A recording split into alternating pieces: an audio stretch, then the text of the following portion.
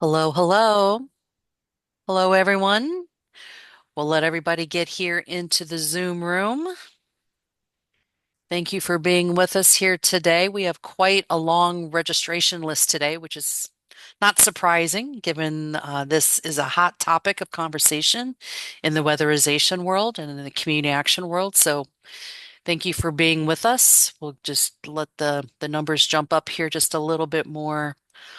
Thank you for joining us here on a Wednesday morning. And sorry to those of you I know in Hawaii and Alaska, this is very, very early in the morning for you. Our apologies. We did want to get something on the calendar. We are recording today's webinar and we'll be sending it out to attendees along with the slide deck as well. So, all right. Looks like we have the numbers in the room are slowing down. So again, thank you for Okay. being with us here today. I'm going to turn it over to Mia Harnos, our Director of Leveraging Energy Project. Mia? Thank you, Denise. We can move to slide 2. As Denise said, I'm Mia Harnos. I am the Director of Energy Partnerships here at NCAP. And as Denise said, today's topic is very important as evidenced by, the over 500 people who registered. So really want to thank our national partners who will be sharing what we know and some interpretations of the fall and acknowledging there are still many, many unknowns. So what we would like to be doing here while we're providing, we are also collecting and considering all of your questions and feedback that will be invaluable. So you can choose to comment and ask questions publicly in the chat. You can also remain anonymous using the Zoom Q&A feature, and we will be using Zoom polling to ask you a couple of questions. Today's presenters are Denise Harlow, NCAP CEO, Allison Maluf, who is the CAPLAW Executive Director and General Counsel, and we have Denise Toby, CPA and WIPFLI partner. Thank you all. Next slide. Today's agenda is as you see here. We will be posting in the chat for easy reference throughout the presentation, so you can pull that up. And then my final slide to kick us off, I wanted to kind of ground us and launch today in the WEP mission. And we all know WEP is complex. It is very challenging to administer, but at the heart of the work are the people and families living in the homes we're working on. So the primary mission of WEP is to reduce energy costs and utility bills for low-income households, making their homes more energy efficient while simultaneously ensuring the health and safety of residents. This whole house approach focuses on improving the energy efficiency of a dwelling as a complete system, not just as an individual component. So to save households money and help vulnerable populations like the elderly, disabled, and children. So I want to thank you for your service, your dedication. You are all the heroes and champions. And speaking of champions, I'm going to hand it over to Denise Harlow, our CEO. Thank you. Thanks, Mia. I think one of your statements about that weatherization is complex and to run speaks to this moment. Thank you, everybody, for being here. As she mentioned, right, that the chat window is open for questions, comments, as is the Q&A window, which gives you the option to ask questions anonymously. What we don't get to today in the Q&A, we will be collecting all of the questions and doing our best to put them into the mix for upcoming training, webinars, and conversations on the financial assistance letter and all of the things rolling out from DOE. I will also say today's webinar is being supported through your investment in the partnership. We are not using federal resources to pay for today's webinar. These are services that the partnership's membership dues are paying for. So thank you again for your support of the National Community Action Partnership and for everything that you do as part of it. Let's go to the next slide, please. So I think one of the key things to remember as we talk about this is that weatherization is not being targeted, right? Um, this financial assistance letter applies across the Department of Energy. This is not something that's only being targeted at weatherization. We're getting to experience it maybe sooner than others, perhaps in some ways, as you are in the process of developing contracts. I know on the call today, we do have local weatherization subgrantees. We have state offices for weatherization. We may even have some feds floating around out there. So there's a range of folks, a diverse audience in today's conversation. So we want to be clear that we recognize that this applies across and not just for weatherization. Also, please note that as I said, we're using our resources as an individual organization to operate the webinar. We are not DOE. We are not your state office. We are not here to give guidance, legal or otherwise. We're giving you our best shot, our best interpretation.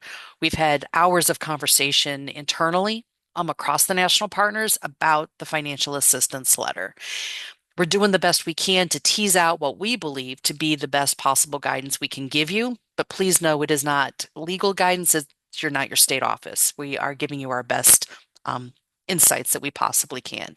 And as we learn more, we will definitely share more.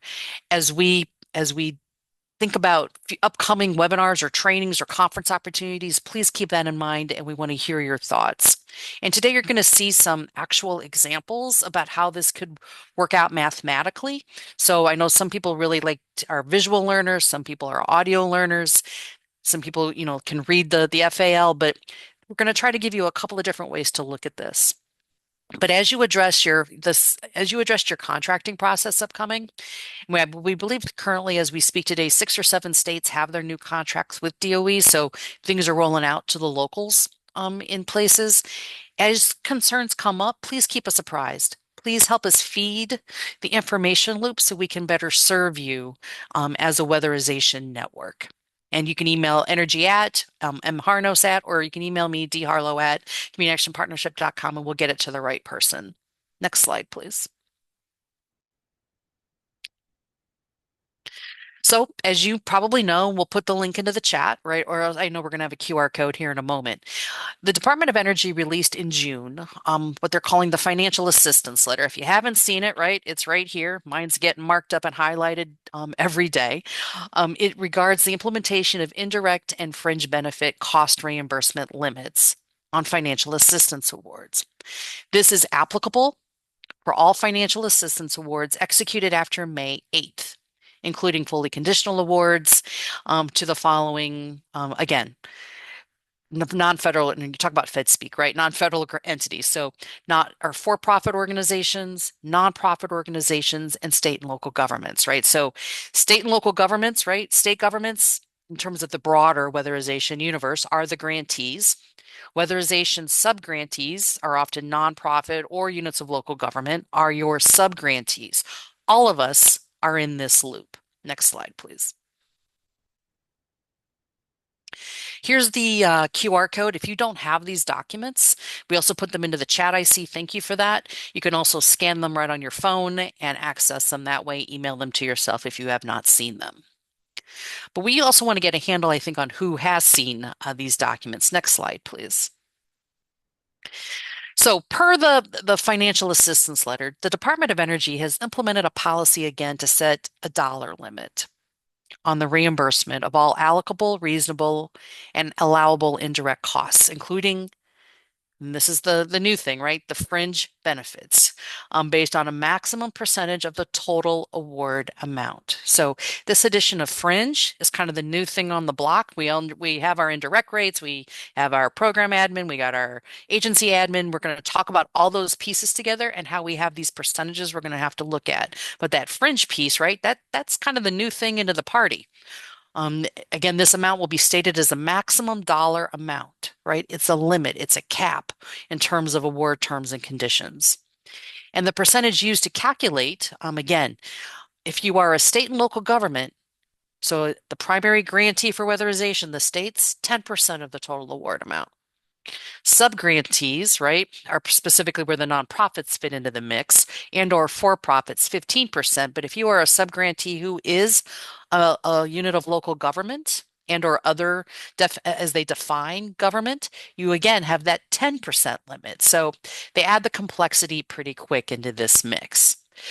So I believe that we have a poll here to see who has had information received from their state office. Mia, am I understanding that that poll should happen now? No, it happens at the end of your section, Denise. Sorry, thank you for that. Okay. So again, financial assistance awards are governed by 2 CFR 200. Now, all the CPAs in the room, and we'll hear from Denise Toby, we'll hear from Allison about 2 CFR 200, addresses the use of a negotiated indirect cost rate, or NICRA, right? We have at the partnership have a NICRA, right? We negotiate that and then apply that indirect cost rate to our awards. It's important to note, and it says right in the FAL, that the percentages specified in the FAL may deviate from your negotiated indirect cost rate. And I know that Allison and Denise will be addressing that later, but that's going to be important to call out. Next slide, please. Again, we're going to see the math examples, right, in Excel. The total award amount, right, is the sum of your total direct costs and your indirect cost amounts, comprised of the federal and, as applicable, the non-federal cost share that you may have. The maximum indirect and fringe cost reimbursement amounts applies to all budget periods negotiated at the time of the contract. So 1 year, two, second year, third year, fourth year. The limitation applies to the total award across all budget periods for multi-year awards. You must ensure that the indirect costs for each year collectively do not exceed those limitations, right? So you may have a multi-year grant, but it's going to be on an annual basis. I see the question in the chat. Yes, we will be sending the slides out as well. So I know there's a lot here, so you don't have to scribble too fast. So next slide, please. Again, we're all going to have to make sure as applicants and recipients that we must ensure the sum of the indirect costs and fringe benefits in the proposed budget do not exceed the maximum percentage allowed by the total award. Again, 10% or 15%. 10% for government, 15% for nonprofit or for-profit entities. And we're going to dive into this. So we give you some of these initial kind of examples here that are defined. These are the examples in the FAL for you, but we're going to dive a little bit deeper. This limit applies regardless of our NCRA, regardless of our negotiated indirect cost rate agreements or the election of the de minimis rate, right? We know the new OMB uniform guidance allows a de minimis option. These limits apply in a separate kind of framing, and we're going to talk about how to interpret that. Next slide, please. And my apologies to Allison and Denise if I'm messing up the language here a little bit. They're the experts for sure. So here's the question. We'd love to hear if you've had information shared with you from your state office. Now, we know some of you don't subcontract maybe with your state office. There are some unique entities, tribes, and others who have different arrangements. But have you received communication regarding the financial assistance letter from your funder, from your state weatherization office? We'll give folks a few more seconds here to complete. Well, people are replying. All right. People keep replying. Excellent. Excellent. We're going to give you 5, 4, 3, 2, 1. Let's end the poll and share the results. Grace or Kendra, who's ever operating this behind the scenes. I will say it's about 50-50.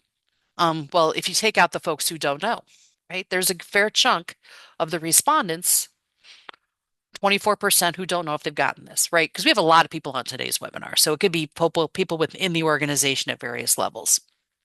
But 36% of you have said yes, proactively, we have received information. But 39% of you said no, we haven't gotten communication from our state office. So that's very helpful information for us to have. We'll take that as well and put it into the mix. So we can go ahead and stop sharing this poll.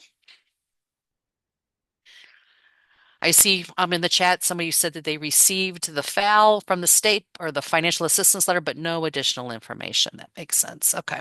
Thank you, Terry. All right. With that, I'm going to turn this over to Allison Malouf. Allison is one of our closest critical partners in all of this. I hope many of you are familiar with CAPLAW, CAPLAW.org. Allison is a tremendous thinker about the detail of this as well as the macro of this. So Allison, you want to walk us through your thoughts on the financial assistance letter? Yeah, thank you, Denise. Hopefully everyone can hear me, see me. I think I'm coming on screen. There I am. Hi, everybody. We can go to the next slide. So I want to stress one point that Denise made, that there are still unanswered questions with respect to the application of this new policy from the Department of Energy. And I am going to talk about I think I would say two aspects of this, maybe three. One is how this is viewed by the Department of Energy and why their viewing of this is a little different than maybe similar policies that other federal agencies have issued on this in this same space. And I'm going to talk about how what is currently the framework for administrative costs within weatherization, and why, in light of this new policy, we want to maybe look at the way we are treating or how we're identifying administrative costs and what budget categories we're putting in them, in how we want to think about that how we want to be flexible in our thoughts with respect to that, and really collaborate with states. We really need states to work in tandem with subgrantees to help work through the potential impact of this on the work that we're all charged with doing by receiving this funding as grantees and subgrantees. And then I'm going to talk a little bit about the litigation that has been filed around this policy.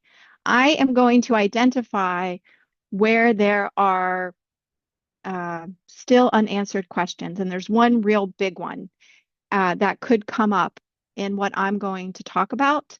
And so I just want to reiterate, there are unanswered questions. So, if you walk away from this webinar and you're like, I don't understand this, or I feel like this is what was said, then you need to communicate back with us, because there's not a lot of clarity. And one thing we want to try to manage is incorrect information being disseminated throughout the network. We are trying desperately to help our network get their hands around this information, their heads around this information, which means we are making some interpretations based on our experience. My experience, Denise Tovey at WIPFLI's experience, Denise Harlow, her experience at the partnership and her team. And so just keep that in mind as we work through the rest of this presentation. So the DOE is clear in the FOW sheet, I don't know how we want to refer to it, as another acronym for us to try to figure out how to pronounce, the financial assistance letter fact sheet that was shared with you through that QR code. And in there, they are saying that this new policy is a cap and not a rate. So they're telling you how you're going to figure out the amount that's going to make up what you can actually use to pay for indirect and fringe costs. But it is not a rate, it is a cap. And this is a critical point that they're making, and it is a legal point. They're doing it, as you'll see later, because litigation on this has been addressing another interpretation. So I just want to put that out there. And so in that piece that Denise mentioned, and I'm including it really again here on this slide, I think she had something similar on her slides, is important to note. And we've dealt with this because we have a cap in weatherization. We have a statutory cap, and I'm going to talk about that in just a minute.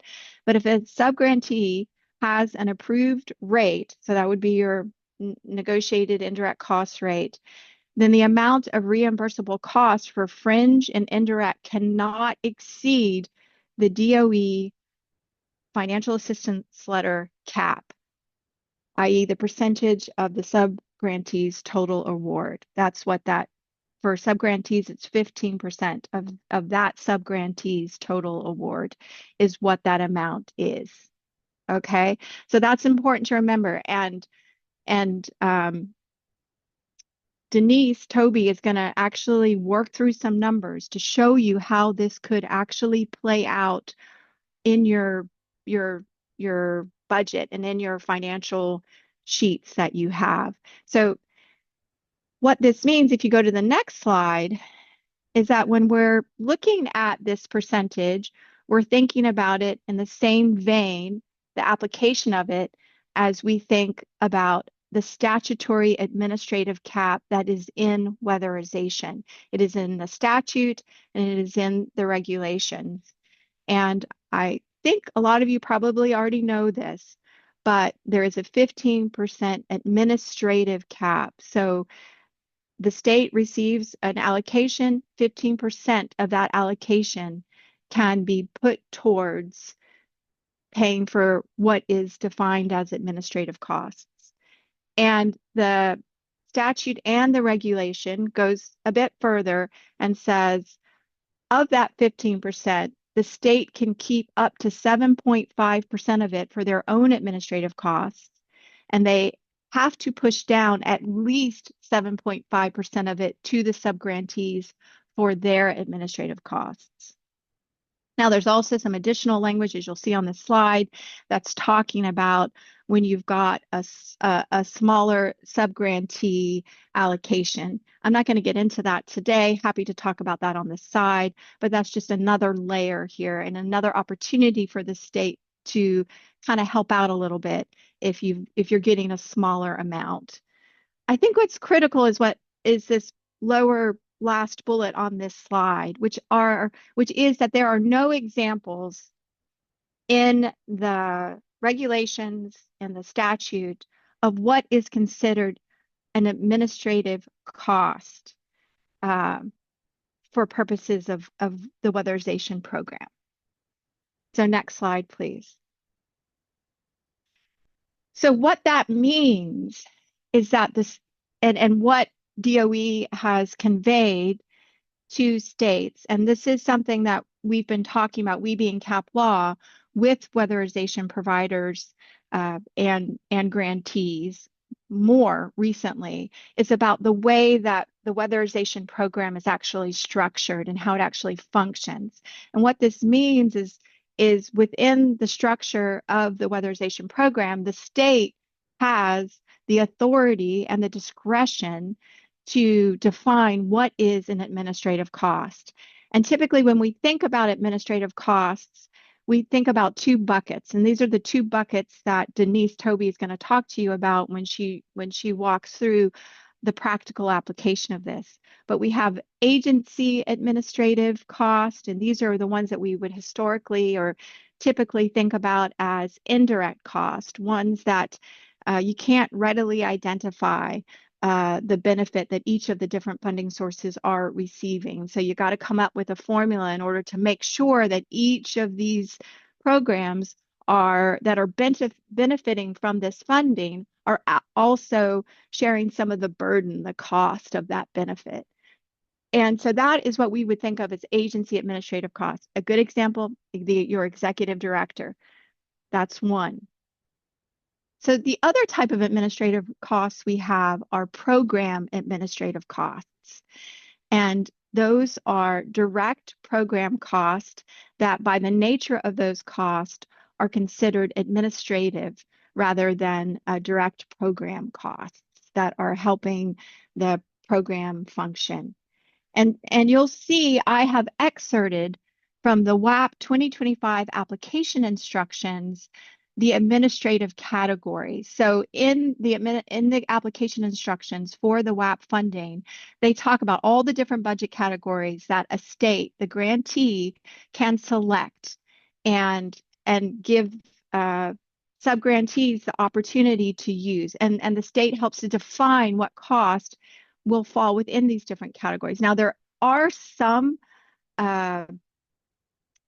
restrictions that are set out within the regulations with respect to where costs have to fall, but the Department of Energy in the WAP instructions, as well as in a program notice, which I'm going to talk about in a minute, have highlighted where there are flexibilities with respect to where costs may fall.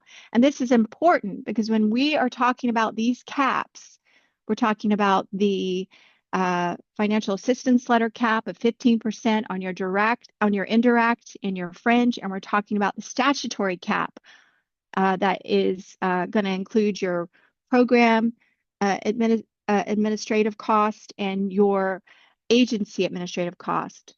So when we're talking about that, we're trying to make sure that we have enough room with respect to both of those caps to recover as much of the true costs that we are bearing with respect to this program. So you'll see in the language that I put on this slide, the discretion and the flexibility that state offices have when deciding which costs are going to fall within an administrative category and which costs are going to fall within, and this excerpt talks about program operations. And the point, the main goal, or the main point that the state has to keep in mind is that whatever they decide, they have to be uniform with respect to that. And that's what's discussed on this slide as well. So then if you go to the next slide, you'll see the language around, I'm sorry, this slide is a repeat of the prior slide. This slide. When you see this slide, you see the language around the program operations budget category. And you'll see, again, this reinforcement that it's really up to the grantee to decide exactly all the different costs that are going to go into this budget category. Now, again, for program operations, this is the category that feeds your average cost per unit. And so this is why originally DOE started putting out there and pushing some flexibility with respect to how we look at these budget categories because of the average cost per unit and wanting to be able to make sure we can weatherize as many homes as we can and manage the costs associated with that. DOE established a lot of optional categories that won't necessarily hit the program operations category. So we don't necessarily want to put our administrative costs in here. In other words, I'm not sure that when you're working with a state and you've identified a cost that doesn't necessarily need to be deemed an administrative cost, and you're trying to figure out, well, which category would it fall into? Well, if you throw it in the program operations category, you're going to hit up against that ACPU threshold. And right now, we're still dealing with the same kind of thresholds that we've been dealing with. They go up a little bit every year, but they're still probably not high enough to enable us to do all the work we want to do. And so you want to look at the other budget categories that you have. And on the next slide, I've referenced some program guidance that was issued in 2024 that is now in effect for grants that have been entered into in 2025, weatherization grants. And as you can see, this program instruction was revised under this current administration, and it was revised to update references to some of the statutes that are talked about in this program instruction. But you see here, it is where DOE is saying to states and to grantees, hey, there's some flexibility here. Let's talk about some costs that we don't have to put in program operations that are going to cut at our ACPU expenditures. Let's have some other optional categories, so there are some that are already out there, and those are listed at the bottom of the slide. And let's put some of those costs in those budget categories. And that way we free up our operations category and potentially free up some of that administrative money. And I'm talking about program administrative costs, not agency administrative costs. Those are agency, again, more of your indirect costs, program administration cost, your direct administration costs. Next slide, please. So I just want to emphasize that in this program notice, they recognize that it really is up to the state to determine whether or not they're going to take advantage of these flexibilities. And if they take advantage of them, that trickles down to the subgrantees. And where they need to establish how they're going to approach the weatherization program is in that state plan, the grantee plan. So for any state and subgrantee, any grantee or subgrantee, you really do need to have a strong working relationship to try to figure out, are there flexibilities here that we haven't already taken advantage of that will not only help us kind of keep working towards having as many dollars as we can to weatherize as many homes as we can, that ACPU threshold, but also to make sure that the weatherization program is bearing its fair share of of the costs that it's benefiting from, these administrative costs, these agency administrative costs, but also to be able to move some of those agency administrative costs potentially out of that bucket, depending on the nature of that expense, into these other buckets. And I'll just give like a little reference for those of you who have LIHEAP, which I think might be a lot of you on this call. There's a similar sort of thought process that you're going through with that when you're talking to your state, because it's up to the state and that funding as well to come up with how do you define program administrative costs. These are direct costs that are administrative costs. And and depending on how you define them, can depend on how much you're able to cover the true costs of that program. Okay, next slide, please. I just wanted to end this little discussion, and I hope this helps kind of put a seed in people's minds, or maybe people have already been thinking about this, and maybe this helps to generate questions or to help you think through what this could mean for your organization. But when you look at the Weatherization 2025 application instructions, you'll see that they do have a chart that talks about which budget categories are mandatory. The state has to have them, and which ones are optional. And then when you go throughout, you'll see how the optional and the mandatory interact with each other in those instructions. And the optional ones do not hit the program operations category, which is really critical for purposes of this new policy that's come out from the Department of Energy. Okay, I'm going to now shift and I'm going to briefly talk about the litigation. I'm not going to spend a lot of time on this because the courts are still moving forward with this litigation, and we don't really have any definitive answer that's going to impact the application of this policy at this time. So a complaint was filed by a handful of states, and it was filed against the Department of Energy on August 15th of this year.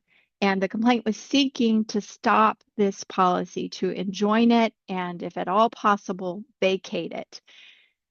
Now, what's important to note is that this policy like this one has been issued 4 times to date. This one now by the Department of Energy, I believe, is the 5th issuance of this policy. The Department of Energy had put forth a similar policy to the one that they've issued now. So this is the 2nd time they've issued this policy.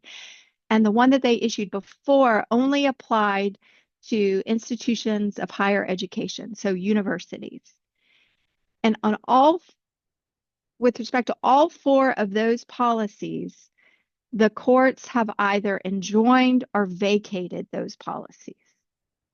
Now, there are some key distinctions between this most recent policy and the 4 that are no longer active. The key distinctions are that this policy imposes a cap and not a rate. And you'll see when I briefly talk about the arguments around this litigation that there's a focus on the fact that this cap is that this is not really a cap, that it's just an issue of semantics, and that DOE is actually issuing a rate in violation and in contrary to the law. And also, as Denise Harlow indicated earlier, it includes fringe, and the other policies did not include fringe. You can see on this slide the different states that are a part of this litigation. Next slide. So you'll see here just real quickly that these plaintiffs are arguing that the agency's actions, Department of Energy's actions, are contrary to law and are arbitrary and capricious. Sorry, having a little trouble saying that word.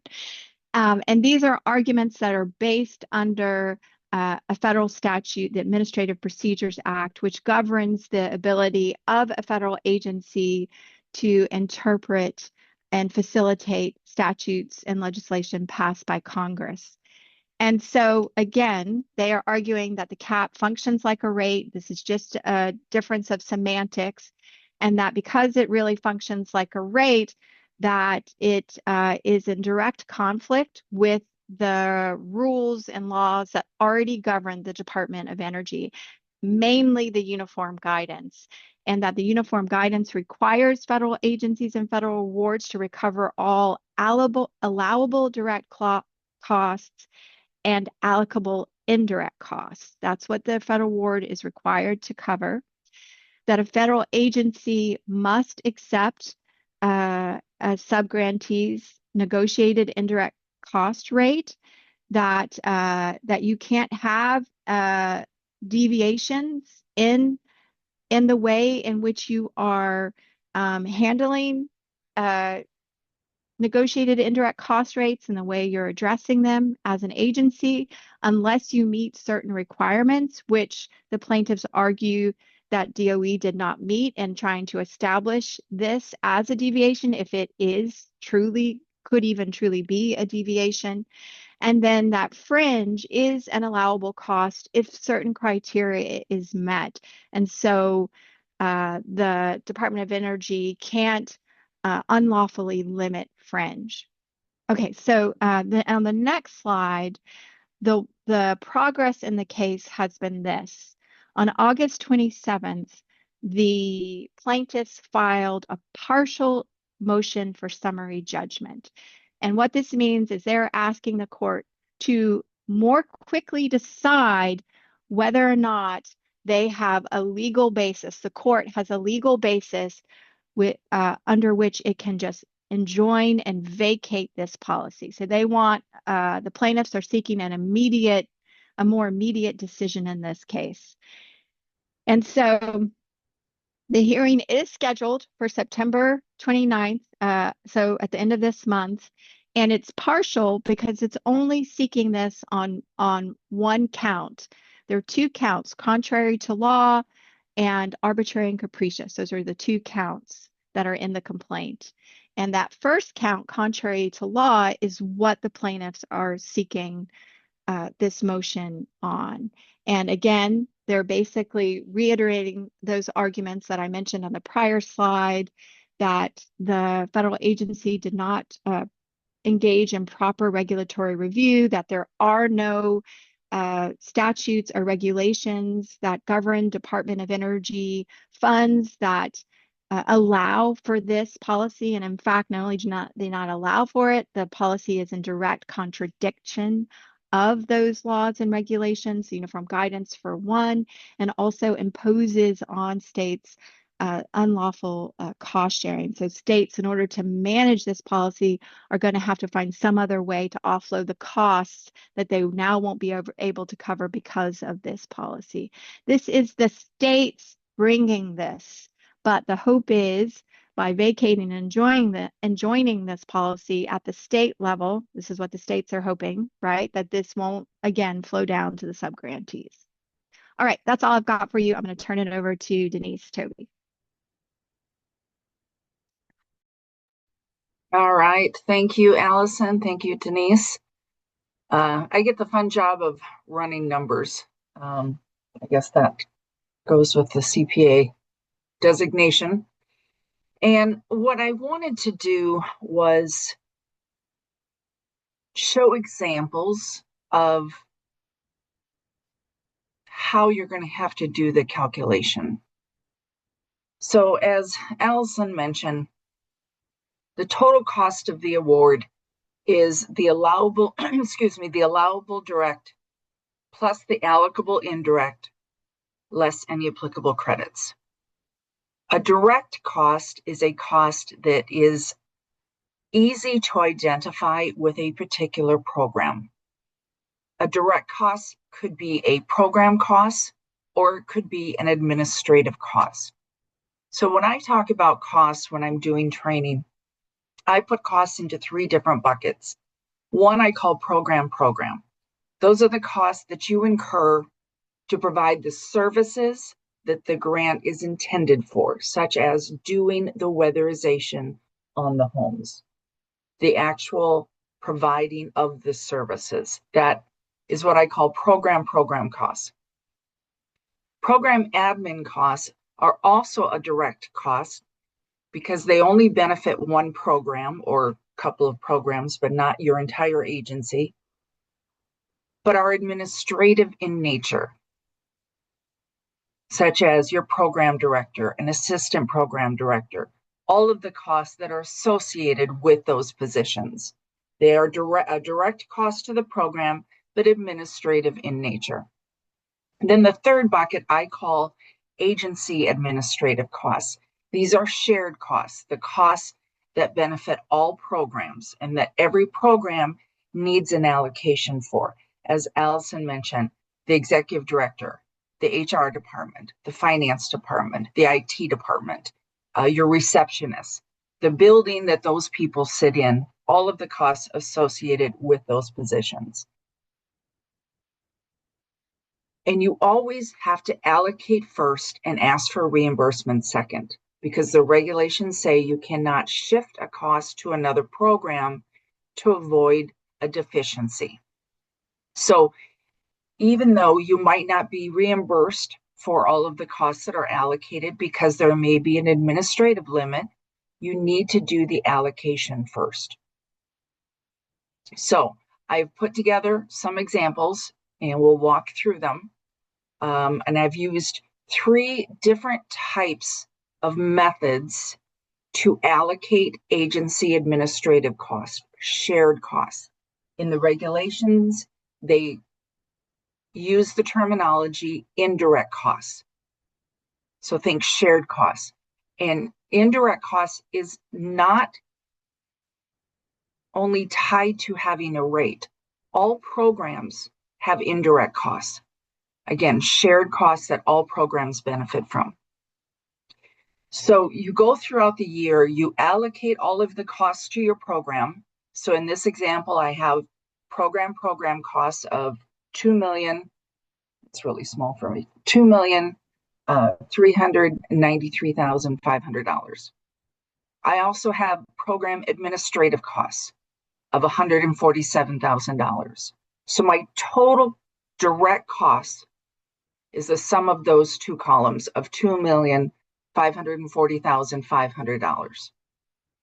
Now, my agency's method to allocate shared costs to programs is using a direct allocation.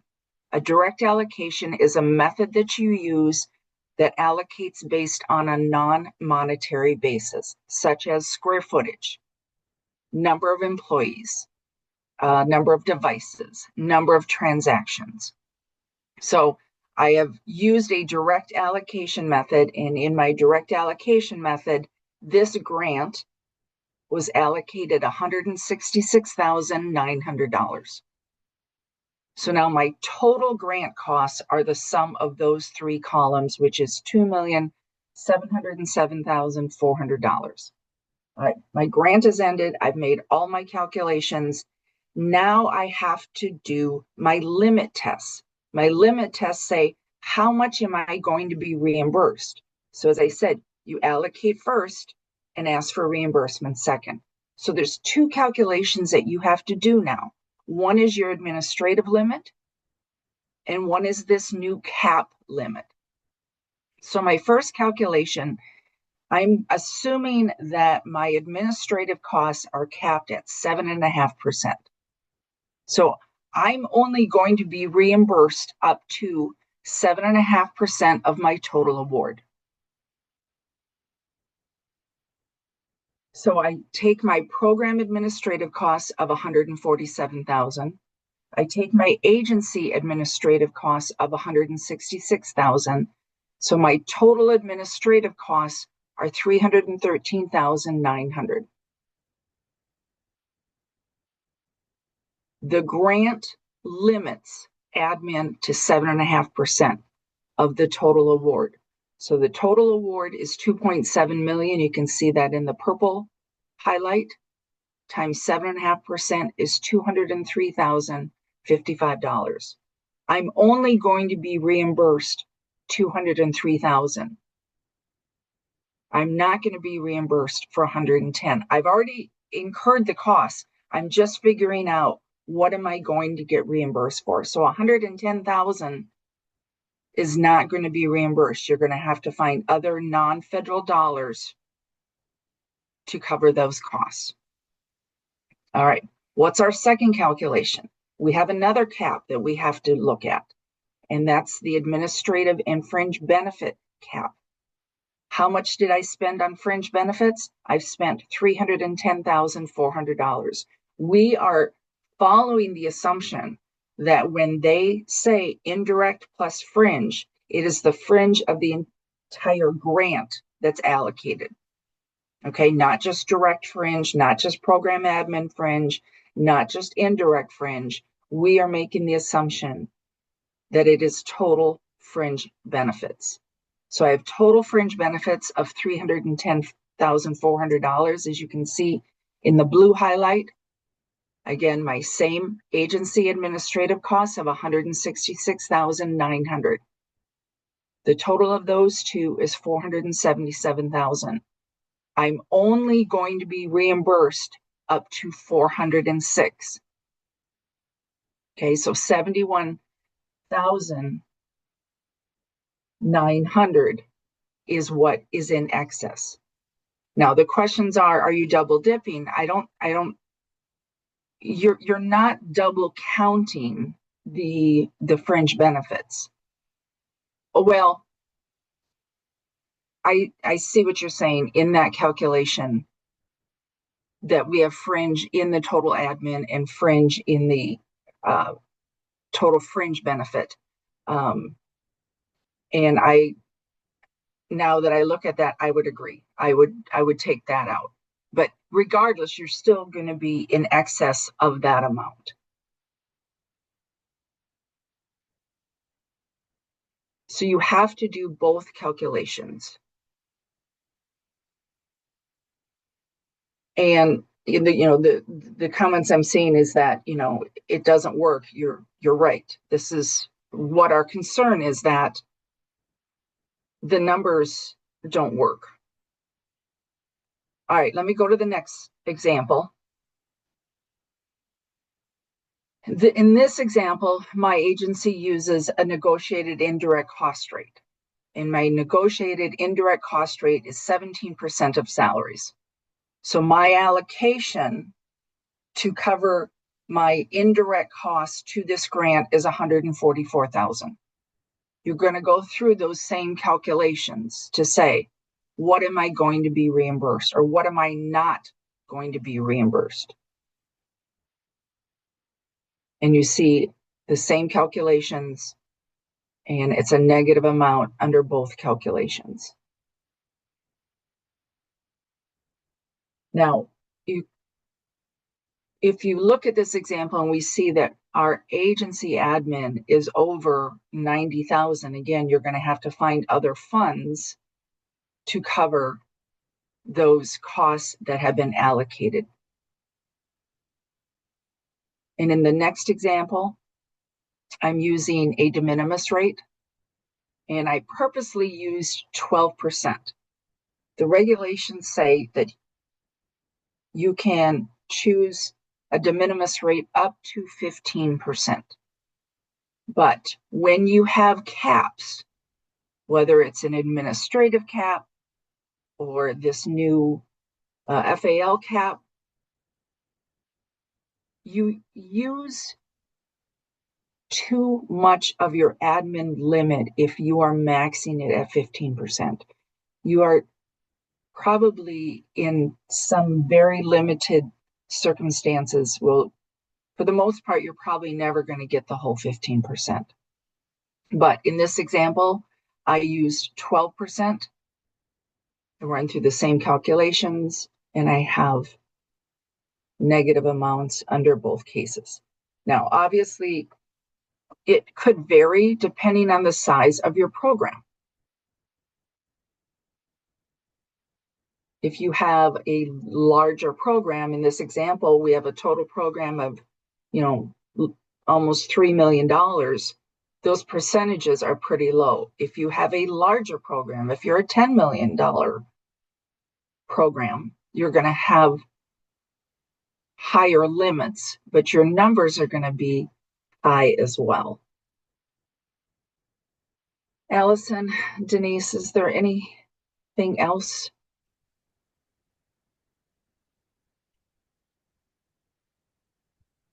There are questions, but I think that you've walked through the math problem and you've given them the three different pieces, which I think also asks some of the questions in the chat where does this apply if I have a de minimis? If this applies, do I do direct allocation?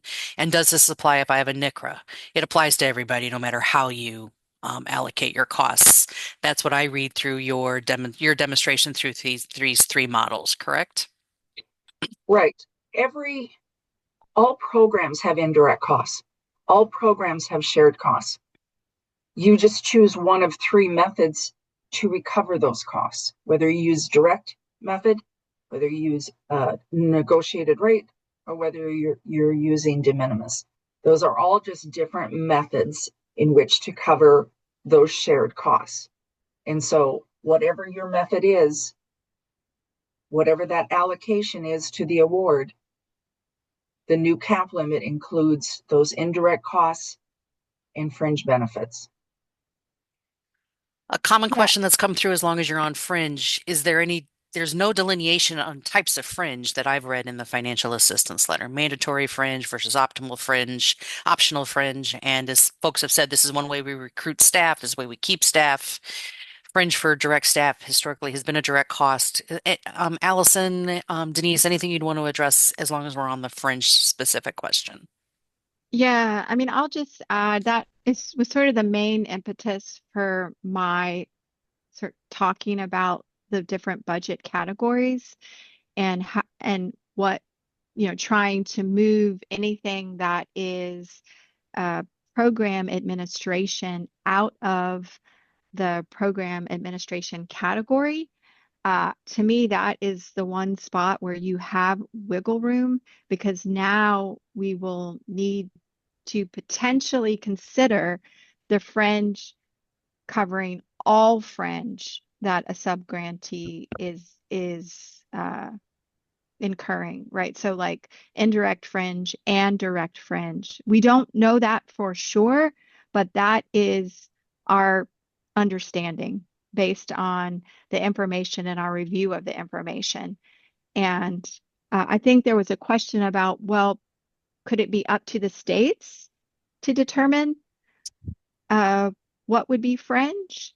And I've thought about that myself because ultimately the states determine what are the different, what cost, how to define the cost within the framework of the regulations and the statute, how to define the costs that will fall within these budget categories, and arguably fringe that is not defined. And when you look at the application instructions, it does seem to indicate that at one point in time that fringe would follow the individual with whom the fringe was being given. And so if that individual fell within a direct, as Denise, Toby put it, program category, then the fringe would be charged to that direct program category. I think that when you look at the guidance that has been provided to us, it does not appear that it is making that distinction. It indicates that just the opposite of that, that it is lumping all fringe in together. And I just also wanted just to maybe just switch gears just a minute and just be clear. When I was talking about the statutory administrative cap that's established by statute and regulations, and basically it's a 15% cap, and it's the cap applies at the state level and the state's allocation. So the total amount the state receives for weatherization funds, 15% of that can be used for administrative costs.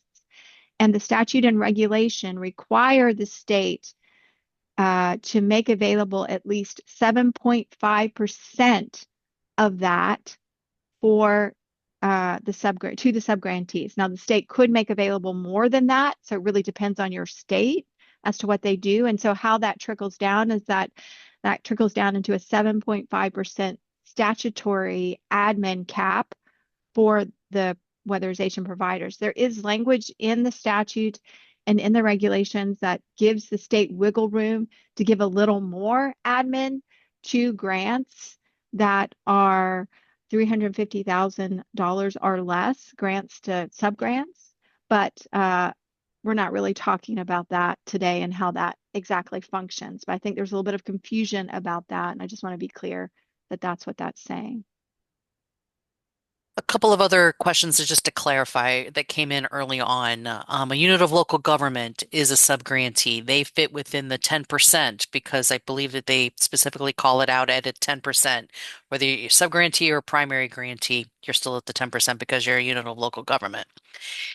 Are these caps on the total award, not total expenditures? It's on the total award. That's correct, I believe. Okay. That's right. And the FAL letter is only directed at DOE programs, correct? It is only directed toward your DOE funded projects. Now we know LIHEAP's in the mix on that. Anything you'd want to add to that? Oh, well, I just want to add that that is what, to date, any other federal agency that has issued a similar policy, my understanding is that to date, that policy has been enjoined or vacated by the courts. And there have been four separate policies, one of which was another DOE issuance of this policy directed to institutions of higher education. All four of those have been vacated and enjoined at this point. Vacated and or enjoined. Question kind of goes into that recently came in around IIJA, but I think the reason I wanted it goes back to one of the earlier questions too about when is the start date? Is this happening to my grant that I have open right now? And no, it's for new contracts after May 8th, I want to say. So it's new contracts that you're signing now for the upcoming year. But right, that timing is tight because you're signing contracts now. Is that correct, Allison and Denise? I mean, the weatherization timing right now on this is significant. Yeah, I have heard some states that are already pushing it down though. Yep. Yeah. IIJA contracts, I believe, are currently in process. Those are not new contracts, correct? So those would be maintained under the the previous rules under that. And I know there's a lot of question around, what does fringe include? Does it include payroll taxes? Yeah. Um, it, it's not been defined. And I think for, many organizations, um, you lump all those together on a line item. And, you know, if someone, you know, defines that differently in the future, then you're going to have to track things differently in the future. But for right now, we are just using the terminology fringe benefits. And I'll say when you look in the uniform guidance, I mean, they treat taxes differently than they treat fringe. So you could pull payroll tax out of your fringe bucket, but I mean, I'm sure everyone's systems are set up. So I don't quite sure how easy that would be. It might mean really identifying and being specific about various buckets, and the number of buckets that we're tracking separately may need to increase in order to get the math to math as close as it might. But I think that goes to some of the other comments that have flowed through the chat is no matter how you look at the math problem, it becomes incredibly challenging to run a weatherization program with a crew-based model. Yeah, and I'll just also say, so what we've talked about here today, and it's just sort of the best we can do to reconcile the statutory cap of 7.5% and the financial assistance letter cap of 15%, is that those two coexist. So someone said it's just another restriction on how we can use this money. And that is our understanding today.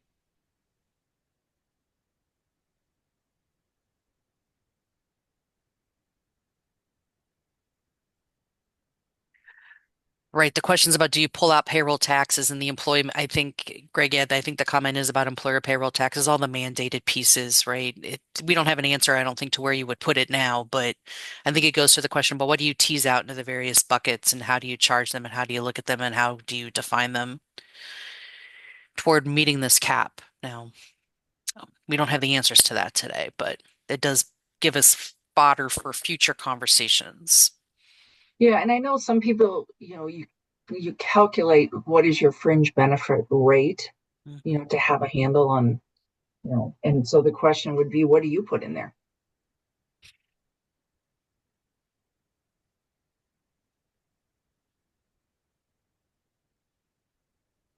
Question I early. think Oh, it would go be ahead. harder to pull health insurance out of there. 'Cause even if you just go out and you kind of Google what is fringe benefits, it's anything that you're paying That that may or benefits may you. not be taxable. Yeah. Yes, sick leave would be part of fringe. Mhm. Retirement.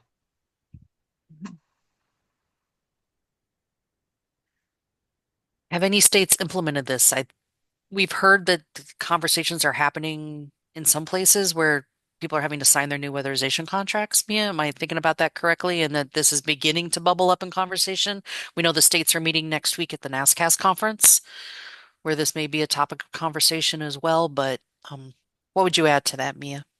I would say, Denise, you are correct, and that is really why we kind of asked that question in the beginning, because we are definitely hearing that there are many organizations that still have not received any communication from their state.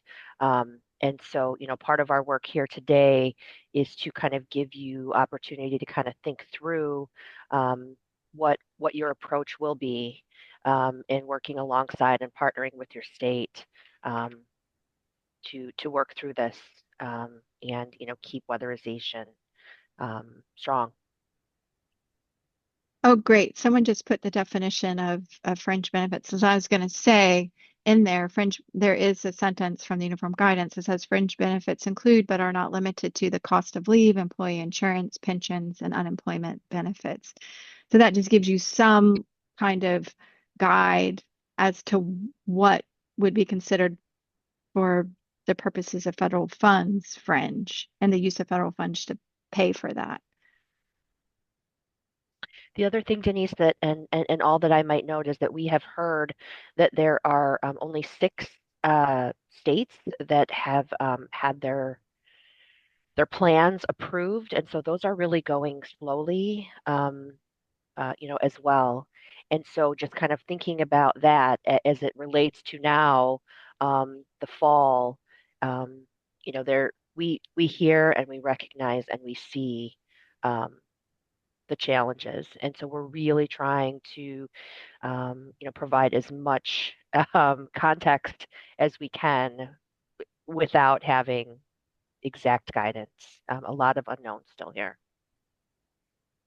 And someone asked whether or not the cases where this a similar policy has been enjoined and or vacated have risen to the level of the U.S. Supreme Court. And to my understanding, they have not.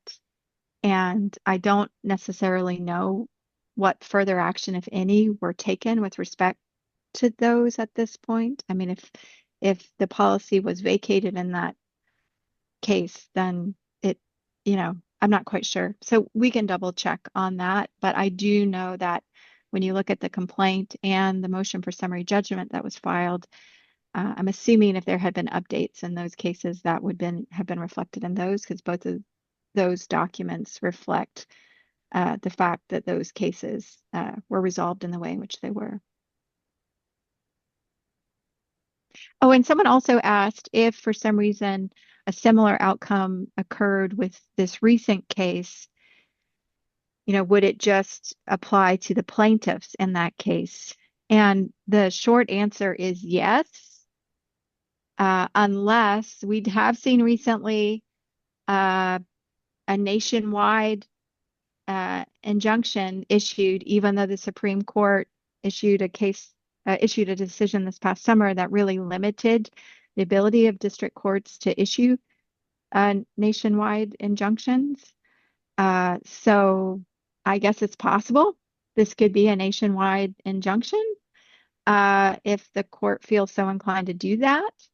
But if it does not, then it would just be limited to those plaintiff states. I think what we have seen, I haven't really seen to date this administration move forward with implementing a policy again in states where it has been enjoined or vacated in other states. In other words, I haven't seen them taking that disjointed approach. Doesn't mean that they can't. We just haven't seen it yet.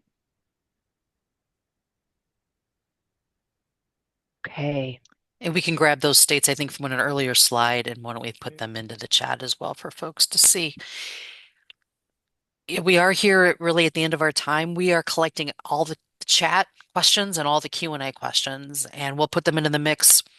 We'll likely share some of these themes with DOE as well, and this will inform our future efforts in this space as well. I know we didn't answer all your questions, and some of you are probably even more frustrated leaving than you were coming in. We are concerned as well, just so you hear that. We're trying to put our heads together as well about how do we help you navigate this challenging moment, in addition to making the math in some way, shape, or form for your applications. But Denise, Allison, any final words before we turn it over to Mia to wrap us up? No, I just want to thank everyone and understand that and reiterate what Denise said, that we're going off what we know today. It could change tomorrow, it could change next week, it could change next month, but we will do our best to keep everyone informed. Absolutely. And to please communicate with us if movement is happening in your state, and maybe it's a more positive take, one that we didn't anticipate on this. Everyone is kind of coming at this in their own space. We would love to know about that and be able to promote it. I do think there is an argument here that the states have a fair amount of authority and discretion to implement this policy. So, I just highlighted one space that the state has ability to make some decisions that could be helpful for cost recovery. There could be others. So just really, I encourage that movement, conversation, collaboration. Yeah, and I was, recommend that you don't do it alone. Use your networks, your associations as a collective voice, saying this is what we need from you, state. We need this guidance so that everyone's operating on the same playing field. Thank you all very, very much. If we move to the next slide. So I want to just thank our speakers, all the time and energy. We've listed, again, all of the resources and learning opportunities that we presented here to you today. They've been placed in the chat, but we will be sending them out along with the feedback survey that you will be receiving from us. Next slide. We want to pose one more question for you all. If you would please help us. What might you need help with from us to respond to the fall? And please do select all that apply here. This will help us to prioritize content that we create, how we, bring in addition to, the speakers that are here today, how we might source others to make this, to help you in this space. So it looks like every category is really getting some traction here. So we will we will use this. We really, really appreciate you guys. Continue, please, to provide us with that. It looks like 89% of you are saying budgeted analysis comes second to leverage funding strategy. And then our top three, closing that out, would be program operations and systems assessment. And then really tracking high now is funder communication and engagement. So thank you for providing that to us. Next slide, please.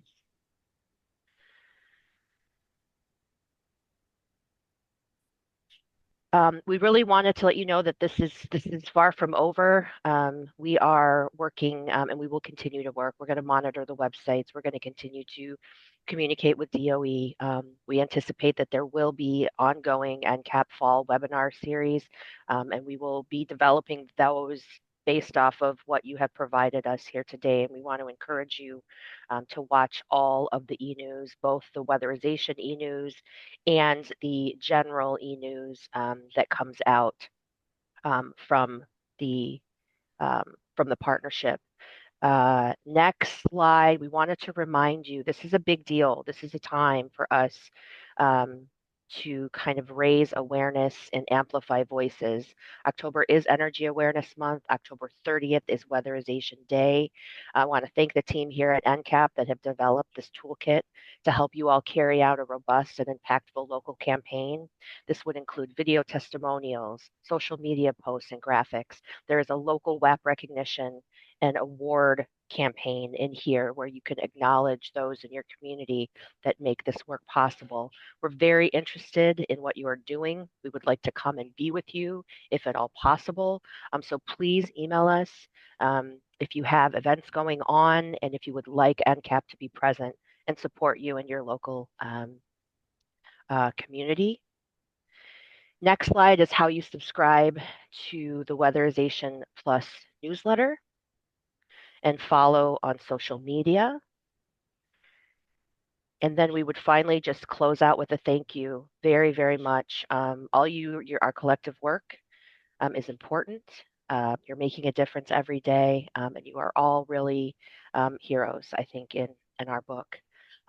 Again, we will be coming to you very, very soon. Thank you, speakers. Thank you, attendees.